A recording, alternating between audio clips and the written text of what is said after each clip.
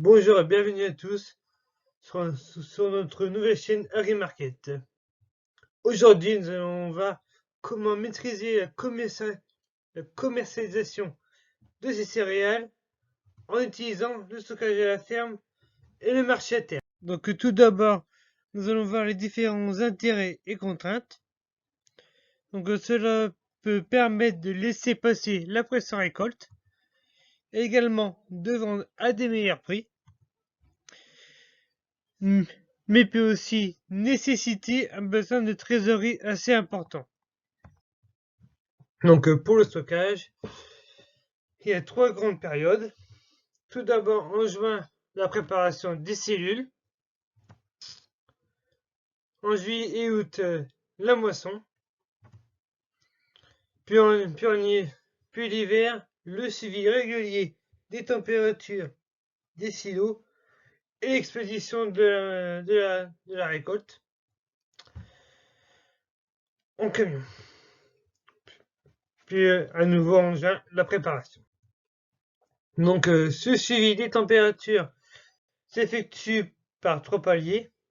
Tout d'abord le premier, le blé doit descendre entre 18 et 20 degrés Celsius d'ici fin août, début septembre. Le deuxième, 15 degrés vers mi-octobre. Et enfin, le troisième et dernier palier, entre 8 et 10 degrés vers mi-novembre, début décembre. Donc pour cela, le mieux, c'est de ventiler. Nous voici un exemple de calendrier avec différentes températures et périodes de ventilation du silo. Maintenant, nous allons parler du marché à terme, qu'on peut appeler aussi le MATIF, qui est le marché à terme international de France. Donc, le marché à terme définit un prix d'échange pour un produit donné et pour une date future. Donc, le marché à terme, en l'occurrence ici agricole, donne accès à des cotations sur différentes échéances. Donc là ici, 8 pour le blé et 6 pour le colza, qui couvrent en tout 18 mois, soit 2 campagnes de production. Et aujourd'hui, depuis une dizaine d'années, avec la mondialisation, on peut y voir une assez forte volatilité des prix. Donc cette volatilité des prix est principalement due à l'économie mondiale, aux politiques internationales avec leurs divers conflits, et également les éventuelles sécheresses et fortes pluviométries dans les principaux pays producteurs. Donc maintenant, quelques vocabulaires. L'Euronext, qui est la bourse européenne. CBOT, qui est la chambre de commerce de Chicago. La base, qui est la différence entre le prix de vente et le prix natif. Nous avons aussi deux options. L'option à la hausse, soit un droit d'achat, qui s'appelle le call, et l'option à la baisse, qui est un droit de vente, qui s'appelle le put. Et nous avons aussi l'historique d'un prix haut, la résistance, et le support, c'est l'historique d'un prix bas. Donc maintenant, pour collier le stockage à la ferme avec le matif, et ben c'est tout simplement parce qu'il y a une différence de base entre le blé stocké à la ferme et le blé livré à la moisson, qui peut aller de 7 à 8 euros de plus pour le blé stocké. Donc ensuite, on calcule notre seuil de commercialisation, qui est le prix à partir duquel toutes les charges sont remboursées, donc qui est calculé à partir du coût de production et qui va nous aider à nous fixer un prix objectif. Donc, en gros, on prend la somme de nos charges, auquel on enlève nos aides-pack et qu'on divise par notre rendement, qui nous donne notre prix de revient, soit notre seuil de commercialisation. Ensuite, pour nous fixer un prix objectif, on établit un cadre de gestion avec son conseiller de gestion. Nous voici un exemple. Donc, si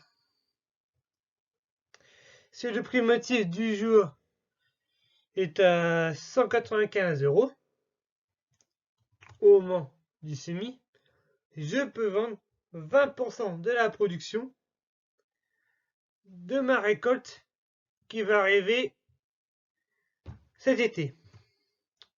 D'où un des principaux avantages, c'est de vendre sa production avant la récolte si notre prix de revient est atteint.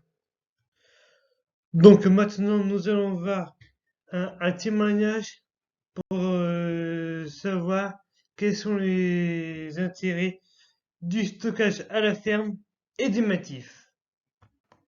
Moi, j'ai appris l'exploitation en 2014, sachant que à la fin de mes études en 2005, j'ai intégré une entreprise qui faisait du conseil sur le marché à terme, donc offre et demande agricole, qui a cessé son activité il y a à peu près un an. Et j'ai repris une activité succincte à un temps partiel chez Cerefi, une activité similaire à une entreprise beaucoup plus restreinte, mais qui fait également donc, du conseil. Pour répondre effectivement à la question de l'intérêt, alors ça c'est une vague question, il y a beaucoup d'éléments, j'ai noté quelques points. Déjà l'aspect pratique, en fonction de l'éloignement du silo de la coopérative ou du négociant, l'horaire à la moisson, voilà, la facilité de travailler comme on veut. Alors certains agriculteurs disent qu'ils ont la chance d'avoir un silo d'une coopérative à côté de chez eux.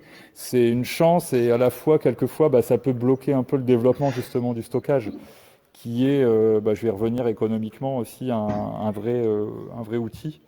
Avant de parler de l'aspect économique, même si ça en fait partie, je pense qu'il y a l'aspect presque philosophique ou on va dire gestionnaire d'être propriétaire de sa marchandise. Voilà, on ne va pas s'en débarrasser entre guillemets à la moisson. On reste propriétaire, on est d'une certaine façon responsable à la fois de sa commercialisation, aussi de la qualité. Donc il y a l'aspect vraiment, je pense, de la gestion du produit qu'on a récolté. Finalement, moi j'avais noté en termes d'impact, généralement on peut compter au minimum sur la base 5 à 7 € de mieux entre, à un moment donné, j'entends, c'est pas les prix qui montent, ça c'est de la spéculation, entre un prix moisson et un prix décembre par exemple. Vu les taux d'intérêt actuels, c'est extrêmement intéressant. Enfin, en tout cas, c'est de l'argent bien rémunéré. Si on fait un ratio, on est de l'ordre de 4-5% annuel, largement peut-être. Il faut savoir que même certaines années, ce qu'on appelle la rémunération de stockage sur les marchés à terme peut être plus importante que la majo officielle. Ça s'est vu notamment dans les années peut-être 2013 à 2015, 16. En gros, les années où les prix sont bas, les prix baissent plus sur l'échéance rapprochée. Et du coup, on gagne même des sommes plus conséquentes à stocker pendant un an. Encore une fois, sans aucune spéculation. C'est juste, à un moment donné, entre vendre septembre et vendre mai de l'année suivante, on peut avoir 10, 12, 15 € presque d'écart. Et en plus, ça arrive une année où les prix sont bas, donc une année où on a un résultat faible par la production, on peut avoir une compensation par le stockage. Donc ça, c'est quelque chose qui est bien et en plus qui se complète par rapport au prix. Et inversement, une année où les prix montent, on peut même avoir intérêt plutôt à vendre son physique, voilà, le vendre échéance septembre, parce que l'échéance septembre peut être plus cher, quitte après, grâce au compte marché à terme, à rester ouvert à la hausse via un call ou même en achetant. Mais voilà, on peut avoir intérêt, on déconnecte complètement la gestion, la livraison et la gestion du prix. Donc c'est l'intérêt du stockage et du compte matif. Donc maintenant, nous allons voir un autre témoignage pour savoir à quel moment il est préférable de vendre. Quel a été votre déclic pour ouvrir un compte Matif? Alors, c'est de la volatilité qu'on a connue dans les années 2007-2008. On a connu cette année-là des écarts de prix de plus de 120 eurotonnes. De tels écarts, ça nous a fait prendre conscience que la commercialisation, ça allait être quelque chose de déterminant dans la formation du revenu de nos exploitations. Donc, suite à cette année, j'ai décidé de faire une formation marché à terme avec l'entreprise ODA, Offre et Demande Agricole, qui nous a ensuite proposé de faire un groupe, un club, en fait, un groupe d'échange auquel je me suis inscrit et voilà, qui a duré jusqu'à il y a 2 ans. Et donc ce groupe a continué ensuite et ça a été repris par le groupe Serifi. Voilà. Quels sont les éléments qui déclenchent vos ventes et êtes-vous conseillé par un organisme? Alors oui, je suis conseillé par un organisme, comme je vous le disais, donc anciennement ODA, maintenant Serifi, et donc on fait partie d'un club d'échange, et donc c'est grâce à l'animation de ce groupe d'échange qu'on a une opinion de marché, et puis au travers duquel aussi on a fait un cadre de gestion, voilà, et donc on utilise notre cadre de gestion plus un peu des éléments de marché, voilà, et puis les échanges avec les autres membres du club m'aident aussi beaucoup pour avancer dans mes ventes, voilà. Et maintenant, je n'ai plus qu'à vous remercier d'avoir visionné cette vidéo et surtout, n'hésitez pas à la commenter et à la partager autour de vous.